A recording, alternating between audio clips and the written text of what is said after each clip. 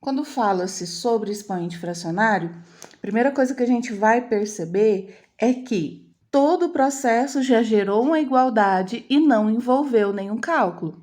A única coisa que apareceu foi uma inversão de posicionamento dos elementos numéricos e o aparecimento do sinal de radical. Então, um expoente fracionário, uma potenciação de expoente fracionário, se transforma em um elemento de radical. E vice-versa, se eu tiver um elemento de radical e transformar numa potência, vai se transformar em uma potência fracionária.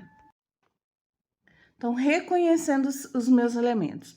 Dentro da apresentação dos elementos aqui apresentados, eu vou ter uma base na minha potência, que vai ser invertida em radicando do meu radical, né? Ele vai vir aqui, ó, radicando dentro do meu radical. O meu denominador, ele se inverte como índice do radical e o meu numerador, ele acompanha a base continuando como expoente da minha base anterior, que agora é o meu radicando. Então, a única coisa que aconteceu foi essa inversão de elementos.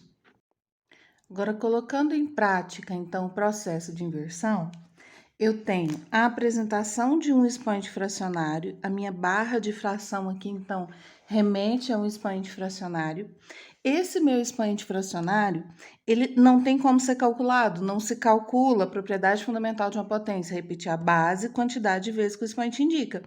Não tem uma quantidade, tem uma fração de quantidades. Então, não tem como eu repetir um número, uma fração de vezes. Então, o que eu vou fazer? Eu vou transformar a minha barra de fração, vai se transformar em um sinal de radical.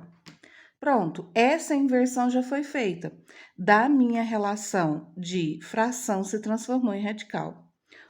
A minha base vai vir eternamente como radicando. O meu numerador acompanha a minha base. E o meu denominador se transforma em índice. Isso não vai mudar, é só esse posicionamento, essa inversão de posicionamentos.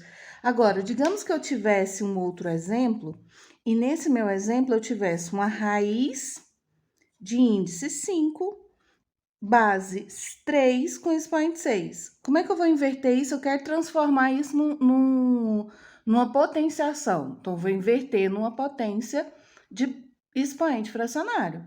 Elementos. 3 é a minha base. Eu sei que eu vou trabalhar um expoente fracionário. 6 subiu como numerador.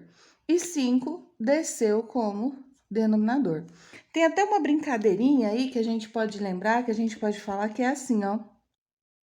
6 está em cima, né? Tá na parte de cima.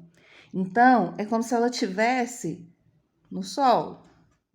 Só uma brincadeirinha. O 6, perdão. O meu 5, ele tá debaixo de uma sombra. Tem algo fazendo sombra para ele. Então, ele tá suave na sombra. Já que o 6 pegou tanto sol, vamos levar ele agora para a sombra. E o 5 que tá fresquinho, bora levar ele para o sol. Então, tava no sol, veio para a sombra, tava na sombra, foi para o sol. Brincadeirinha para a gente gravar isso aqui mais fácil. Mas o processo é esse: inversão de posicionamento dos elementos. Expoente fracionário, fechamos o nosso entendimento como simplesmente uma inversão de posicionamento de elementos. Vamos fazer aqui para fechar o entendimento só mais 3 casos, onde nós vamos trabalhar a inversão. Tenho, então, a inversão na raiz, 3 desceu para o radical, 2 subiu para o índice e 1 veio para a sombra, que estava no sol, como expoente.